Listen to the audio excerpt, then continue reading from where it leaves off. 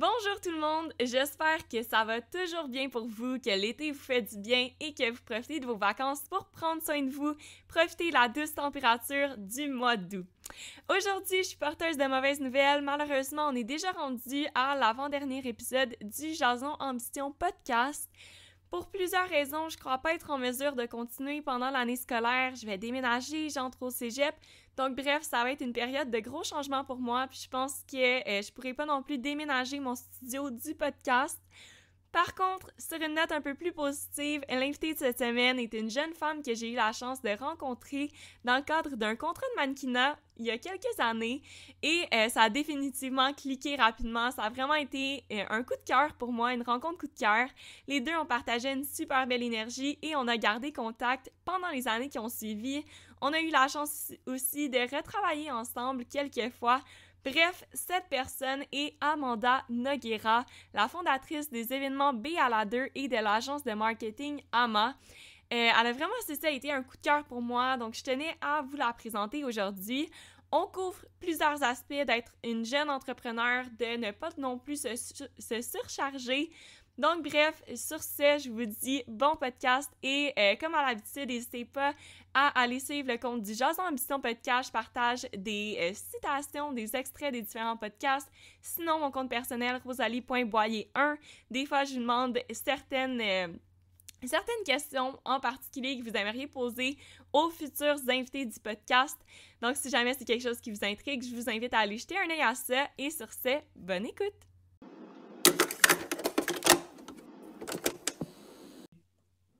Allô Amanda, ça va bien? Ça va super bien, toi, Rosalie? Oui, ça va super bien. Donc aujourd'hui, je suis contente de te recevoir parce que tu es une entrepreneur que j'ai eu la chance de suivre. Je sais pas si on dit entrepreneuse ou entrepreneur, Oui, ça mais dit. j'ai eu la chance de te suivre un peu à travers ton parcours. On se connaît déjà depuis quelques années. On a eu la chance de travailler ensemble sur quelques contrats. Et depuis ce temps-là, je te suis assidûment. Tu es vraiment une inspiration pour moi. Donc, il était important pour moi de te recevoir dans la série Entrepreneurs du podcast. Tu es fondatrice de l'entreprise B à la 2 et aussi de l'agence AMA, oui. Est-ce que tu peux nous expliquer un peu en quoi consistent ces entreprises-là, à quoi ressemble ton équipe, d'où t'es venue l'idée de les partir, etc.? Mhm. Premièrement, je tiens à te remercier, Rosalie, pour l'invitation. Je te retourne le compliment. Je te trouve à mon tour très inspirante et je vois aussi ton évolution depuis que j'ai commencé à travailler avec toi. Je trouve que tu as énormément évolué. Et pour retourner à ta question, oui, je suis propriétaire de B à la 2, mais surtout de Ama. Je dois avouer que c'est mon bébé que j'ai depuis un peu plus longtemps. Donc, l'idée de partir Ama vient du fait que mes expériences antérieures en agence ont été très positives en général, mais j'ai aussi remarqué quelques, quelques Lacunes. oui, quelques lacunes, je trouve que c'est un meilleur mot pour dans le marché en fait, mais surtout pour mieux répondre aux besoins des jeunes entrepreneurs. Je trouvais que là, tes services étaient très axés sur des entrepreneurs ayant beaucoup de moyens et ayant beaucoup de ressources, mais pas beaucoup pour les jeunes entrepreneurs et on ne priorisait pas vraiment non plus le processus créatif. Il y avait des centaines de courriels qui étaient échangés, on n'arrivait pas vraiment à faire une image de marque qui était axée aux besoins du client. Donc, j'ai lancé AMA, qui est une agence spécialisée en images de marque. Et puis, c'est très créatif. Ça s'adresse vraiment aux créatifs de ce monde, aux entrepreneurs de ce monde. Et puis, ça, c'est AMA. Et puis, B à la 2, c'est mon tout nouveau petit bébé que j'ai lancé depuis février cette année. Et c'est encore dans l'esprit de vouloir servir les entrepreneurs d'ici en leur donnant des outils pour les inspirer, mais surtout redéfinir le mot entreprendre, qui, à mon avis, est très large. Donc, j'ai envie un peu de défaire les tabous reliés à l'entrepreneuriat en disant que c'est juste l'homme blanc avec son veston bleu. Le mot entrepreneur est bien plus large. J'ai envie de montrer des nouveaux modèles féminins d'ici, inclusifs, tout le kit à travers un événement qui se portera cet automne pour une première édition. Parfait. Puis dans le fond, quel a été le processus pour mettre en place ces entreprises-là? Est-ce que au début, vous étiez plusieurs? Est-ce que finalement, tu t'es bâti une équipe au fur et à mesure que ça grossissait? Comment ça s'est passé?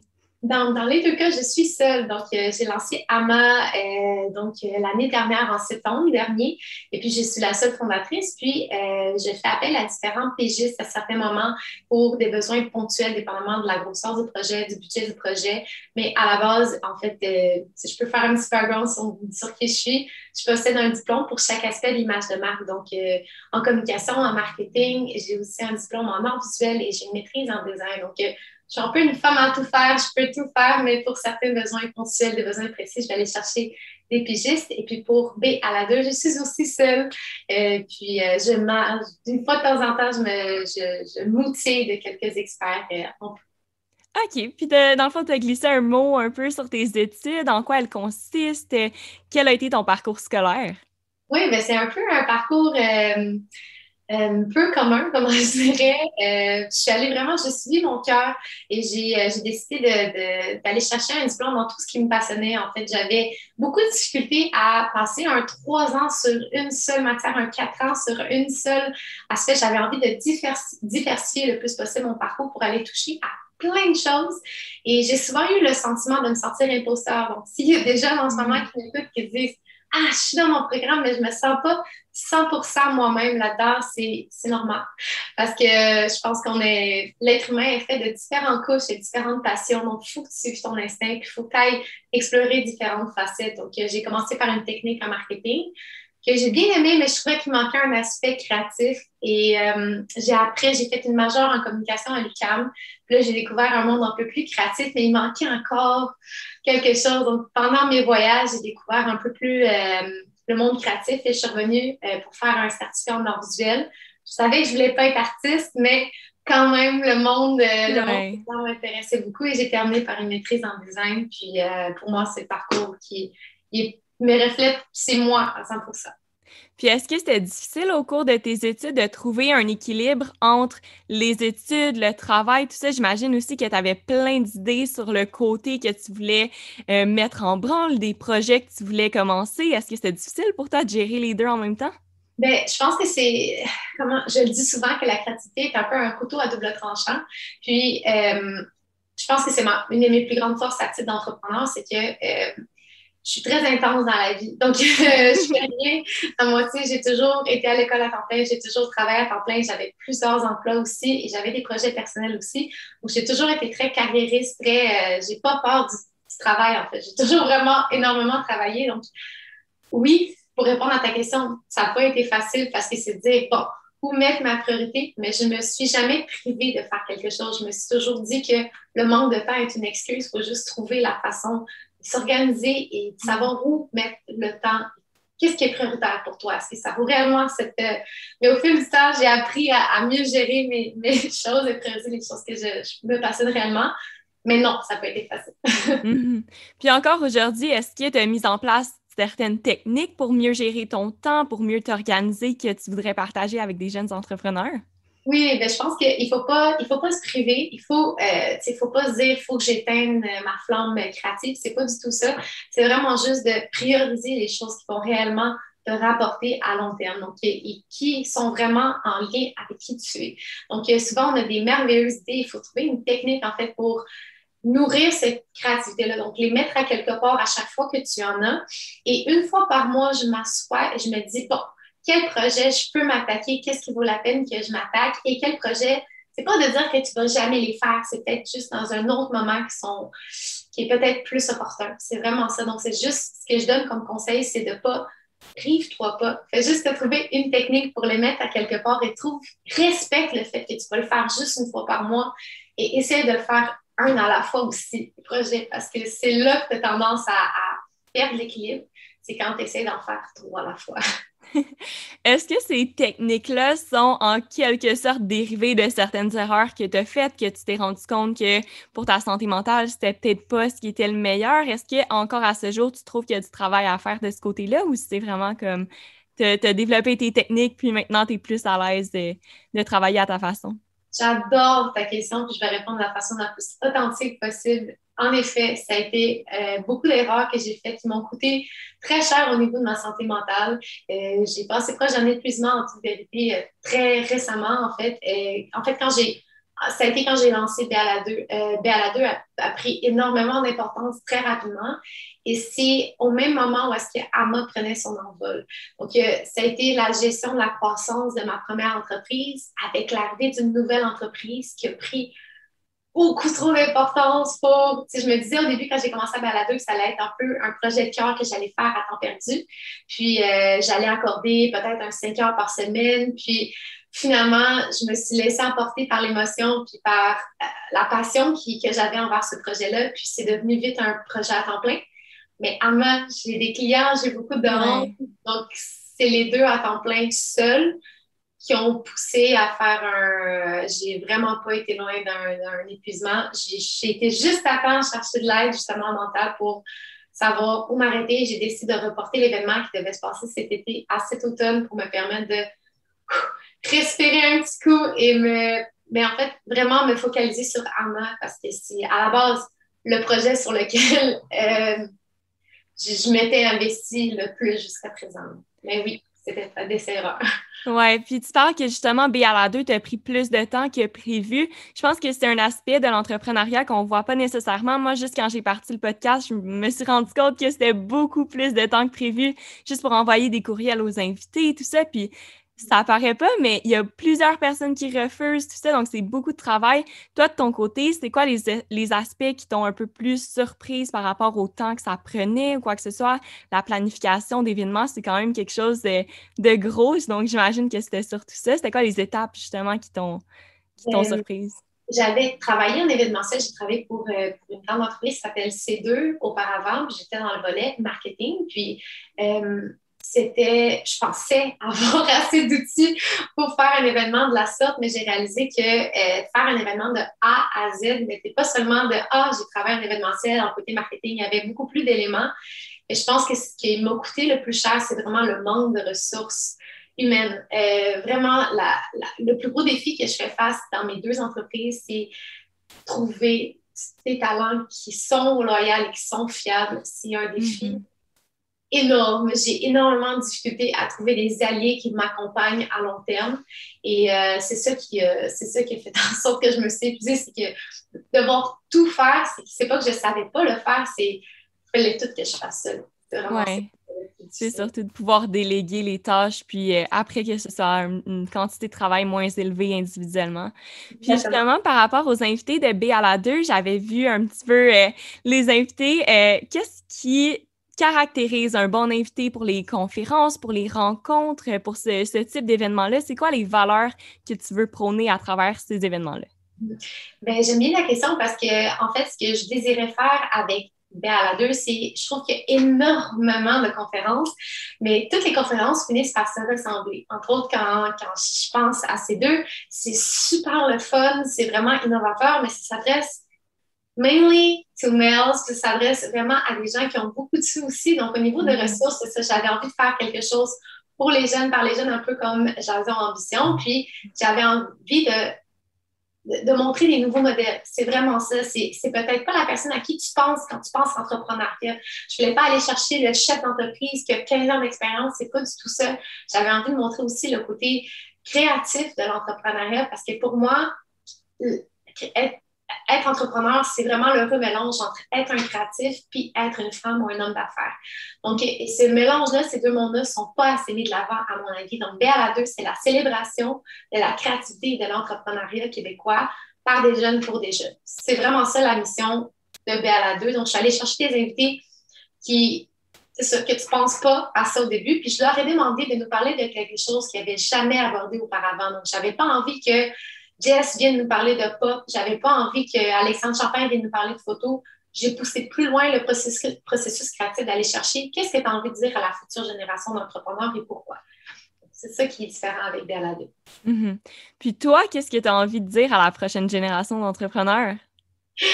J'ai envie de dire que si tu ne te trouves pas dans une petite case, crée-la.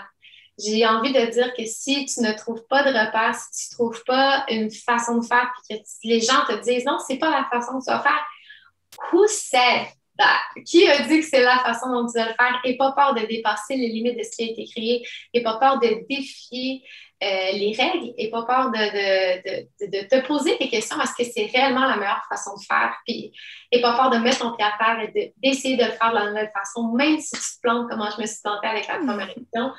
Moi, je ne le vois pas comme un échec. Je vais revenir en force, mais pour le moment, je vous garantis que c'est vraiment avec Amma que je suis en train d'innover puis évoluer. Puis Balado va venir dans un deuxième temps, mais Amma en ce moment prend son envol, puis c'est incroyable. Puis c'est beau à voir aller aussi parce que tu as beaucoup de talent. Puis moi, je trouve que justement, tu mérites de tellement travailler fort. Puis tu es une jeune femme vraiment inspirante dans le domaine.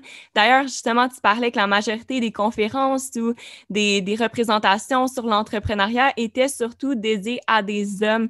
Est-ce que tu trouves que c'est important justement de représenter la femme dans le domaine? Est-ce que tu trouves qu'il y a encore une lacune de ce côté-là?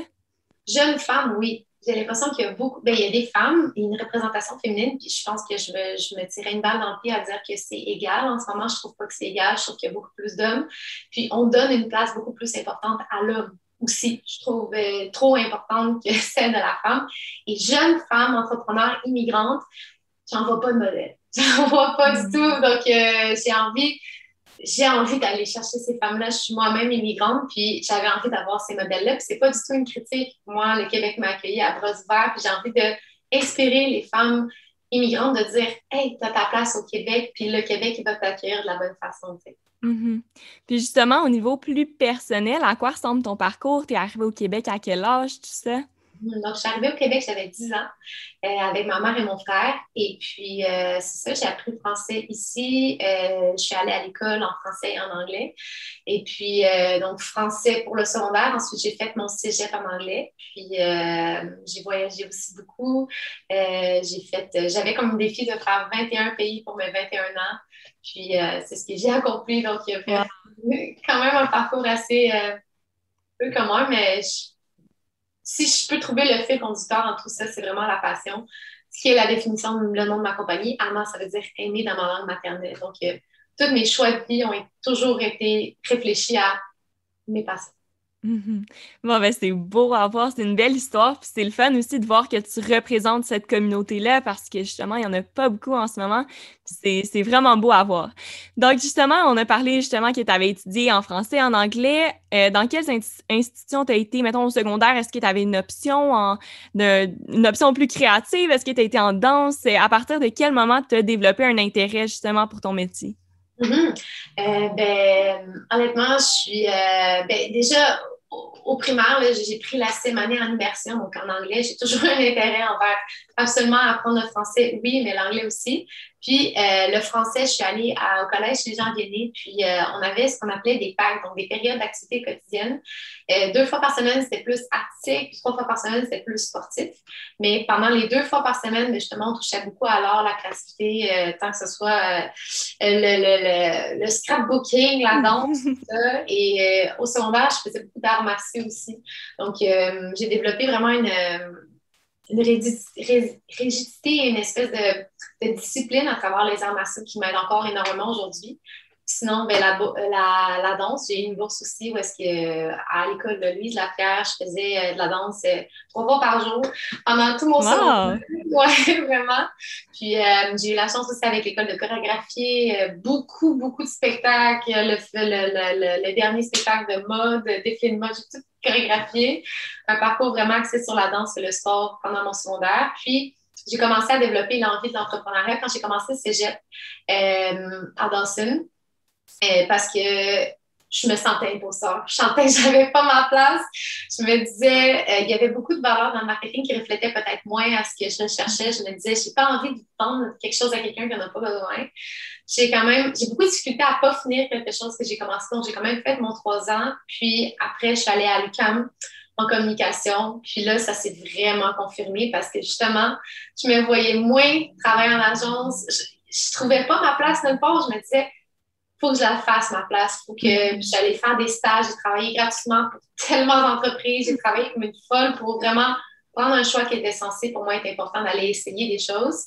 J'ai eu, honnêtement, mon CV, je pense qu'il fait 3 pages, tellement j'ai essayé beaucoup de choses. Puis après ça, j'ai continué à l'UQAM en art visuel, puis j'ai eu un coup de cœur pour l'UQAM, assurément. C'était vraiment une université incroyable, puis j'ai fait la maîtrise aussi à l'UQAM. Puis à quoi ressemblait la jeune Amanda? Est-ce que tu étais une jeune fille insécure? Est-ce que c'était difficile pour toi ou tu étais plus extravertie? Tu étais confiante? Si tu pouvais lui parler, tu lui dirais quoi? Euh, ben, non, elle était pas insécure. Je pense que c'est rare que je l'entends. Elle était pas du tout. Je pense que j'avais tellement pas froid aux yeux, là. J'avais tellement pas peur de m'imposer et d'aller chercher mes opportunités. Mais qu'est-ce que je lui dirais, c'est t'as pas besoin d'en faire autant. T'as pas besoin d'avoir un travail à temps plein en même temps que d'aller à l'école. Concentre-toi sur faire juste une chose à la fois. J'avais tellement peur de pas trouver ma place que j'en ai tellement fait. Puis, j'avais pas de bouton stop. Puis, ça fait en sorte que les jeunes de mon âge, ben, ils allaient fêter, ils sortaient et moi, je travaillais tout le temps. Donc, je lui dirais que vis ce que tu as à vivre. C'est important que tu aies ta musique, que tu aies une jeunesse comme tous les autres plutôt que vivre comme quelqu'un qui avait 40 ans qui avait les responsabilités de quelqu'un qui avait 40 ans aussi. Donc, je pense que c'est ça, je dirais. Je pense pas que c'est qu'une question de confiance. Je pense que celle-là, c'est venu plus tard, les insécurités. Mais quand j'étais jeune, c'était surtout comme you need to stop à un moment. Vraiment. Je pense que c'est important aussi de se le rappeler des fois parce qu'il y a beaucoup de pression au niveau de la productivité dans notre génération. Je trouve qu'il y a beaucoup de gens qui, oui, ont la flamme pour l'entrepreneuriat, mais des fois en font trop, puis je suis la première à me sentir concernée par ça. J'aime avoir beaucoup de projets en même temps, mais ça m'arrive souvent de me dire, OK, Rosalie, tu devrais peut-être prendre un break. Là, j'ai pris un petit break avec le podcast, justement, vers la fin de l'année scolaire parce que sinon, c'était beaucoup trop. Fait que je pense qu'à un moment donné, il faut juste se rappeler qu'on est assez, puis que nos passions peuvent prendre plusieurs branches différentes, mais qu'il faut se concentrer surtout sur notre santé mentale, nos besoins à nous en premier. Mais c'est surtout parce que c'est pour revenir plus fort, c'est pour revenir plus créatif. C'est quelque chose que je ne comprenais pas. Je me disais que si j'arrêtais, c'était mauvais, mais pas du tout. Donc, c'est important que tu ailles vivre tes expériences, même s'ils ne sont pas reliés au travail, parce que ça te définit en tant que personne aussi. Tu as grandi aussi dans l'ère du développement des réseaux sociaux. Est-ce que c'est un outil qui t'a beaucoup aidé au niveau de l'entrepreneuriat? Comment tu gères ça? Mais c'est un outil sur lequel aujourd'hui est essentiel pour moi dans ce que je fais en plus avec la gestion d'images de marque. Je ne peux pas m'en passer, surtout que je travaille à aider les entrepreneurs à développer leur personal brand et leur brand d'entreprise à l'aide des réseaux sociaux. Donc aujourd'hui, c'est essentiel. Mais est-ce que ça m'a aidé à le développer? Je ne sais pas. Je pense que c'est vraiment personnel à moi que je pense que le côté entrepreneur a été développé sur d'autres expériences personnelles de ma vie. Mais les réseaux sociaux font en sorte que je peux faire mon travail aujourd'hui. Oui, c'est ça. Mais est-ce que ton image de marque et toi, ta personnalité, tes contrats, tout ça, ça vient, j'imagine aussi, de ce que tu projettes sur les réseaux sociaux. Tu utilises ça à ton avantage aussi, puis c'est super beau le contenu que tu crées. Est-ce que justement pour tes entreprises, c'était primordial justement de laisser paraître ce que tu faisais justement au monde entier sur les réseaux sociaux? Ben, honnêtement, j'ai tellement de fun avec les réseaux sociaux, surtout ma page personnelle. Tu sais, quand il y a eu la grosse vague de laisser aller avec les réseaux sociaux, dans le sens qu'il n'y avait plus de feed parfait, qu'il n'y avait plus de photos, tu sais, c'est plus vraiment ça, c'est vraiment plus la spontanéité. Ouais. Puis, j'ai fait beaucoup d'erreurs aussi pour trouver la balance parfaite, qu'est-ce que je monte, qu'est-ce que je monte pas. Puis maintenant, je suis vraiment à l'aise avec le contenu que je fais parce que je me pose plus la question, non, je fais juste le faire, je fais juste être moi-même, puis pour ceux qui aiment, ils restent. Pour mes entreprises, il y a plus de réflexion au niveau de la stratégie, puis c'est moins spontané au niveau de la personnalité. Mais il y a quand même la personnalité de Anna, puis la personnalité de Béa 2. Mais sur ma page perso, il n'y a pas de ça. C'est juste moi qui décide de faire quelque chose que j'aime bien, parler de quelque chose de mon cœur, c'est ça. Puis si tu pouvais justement donner un conseil aux étudiants en ce moment en marketing ou quoi que ce soit, d'une erreur que tu as faite ou d'une surprise que tu as eue par le domaine ou quoi que ce soit que tu t'y attendais pas puis que personne t'avait conseillé là-dessus, ce serait quoi? T'as des croûtes à manger. Ça, je pense que c'est important de le savoir. Le domaine du marketing, c'est pas un domaine facile. Puis je pense que dans la génération où est-ce qu'on est, c'est d'autant plus difficile ce domaine-là parce qu'on a l'impression que ça va être plus facile ailleurs. Je le dis tout de suite, pour l'avoir fait à plusieurs reprises, ce n'est pas, c'est un domaine qui va extrêmement vite, ça ne pardonne pas, puis c'est pas quelque chose qu'on dit souvent. On dit que le domaine marketing, c'est super créatif, c'est super libérateur, c'est lui aussi, mais c'est un domaine aussi très compétitif, extrêmement compétitif, parce que la pression, elle est réelle et c'est normal de le passer par la période où est-ce que, ouf, je sais pas trop où commencer, quoi faire, c'est beaucoup de stress, donc c'est normal. C'est ça que j'ai à dire aux étudiants en marketing. Fais tes preuves, et pas peur de travailler très fort, de donner plusieurs, de vraiment montrer que tu aimes ça parce que la réalité, est-ce qu'il y a beaucoup d'appelés, peu d'élus en marketing? Là? Justement, j'ai fait une offre récemment je cherchais quelqu'un en marketing, j'ai reçu 202 CV. T'sais. Donc, beaucoup, beaucoup de demandes. Il faut que tu trouves une façon de te démarquer puis de montrer surtout que tu peux travailler puis que tu veux travailler dans le domaine-là. C'est important. Donc, de montrer que tu es prête à faire un effort, à t'engager pour l'entreprise, puis vraiment travailler fort, c'est important. Mais j'imagine aussi que l'entrepreneuriat, c'est beaucoup lié à la passion. Donc, ça doit être le plus important à travers tout ça. Assure-toi que c'est ta passion vraiment parce qu'on va vite s'en rendre compte que ce n'est pas là. Ben, dans tous les domaines, là, je ne parle pas juste pour le marketing. Dans tous les domaines, il faut que tu sois prête à travailler fort, mais par expérience, ce que je vois, c'est surtout ça, les gens qui ont peur de s'engager ou qui pensent qu'ils veulent le faire, finalement, ils se rendent compte que c'est pas un domaine fait pour eux parce que justement, ça va trop vite, tu sais. Mais ouais, c'est ça que j'ai à dire. Mais c'est un super bon conseil. C'est bien de faire face à la réalité puis de réaliser que c'est pas toujours facile, même si ça paraît super beau de l'extérieur puis qu'on voit plusieurs entrepreneurs réussir. Il y en a beaucoup derrière ça qui travaillent d'arrache-pied puis qui n'obtiennent pas nécessairement la visibilité qu'ils méritent malgré le fait qu'ils mettent beaucoup d'efforts. Donc, merci pour tout. Merci pour l'entrevue. Pour la suite, on peut te suivre où? C'est quoi tes prochains projets? Pour la suite, c'est surtout Amma. Je dois vous dire, en ce moment, je suis en train de travailler sur un nouveau site web et une nouvelle formation qui va sortir à l'automne. Donc, suivre la page de Amma, donc c'est agence.amma, pour vraiment suivre tout ce qui s'en vient pour l'agence que je travaille vraiment très, très, très fort. Toute mon énergie est présentement plus qu'à temps plein sur Amma. Puis, c'est ça qui s'en vient pour moi prochainement. Parfait. Donc, tous les liens pour te rejoindre vont être écrits dans la description du podcast. Merci d'avoir accepté mon invitation. Je savais que ça allait être de super beaux mots. Comme d'habitude, tu t'exprimes super bien. Puis, on voit que tu as un beau background dans le domaine. Donc, merci. Oui, l'invitation, on se voit très bientôt. Bye. Bye.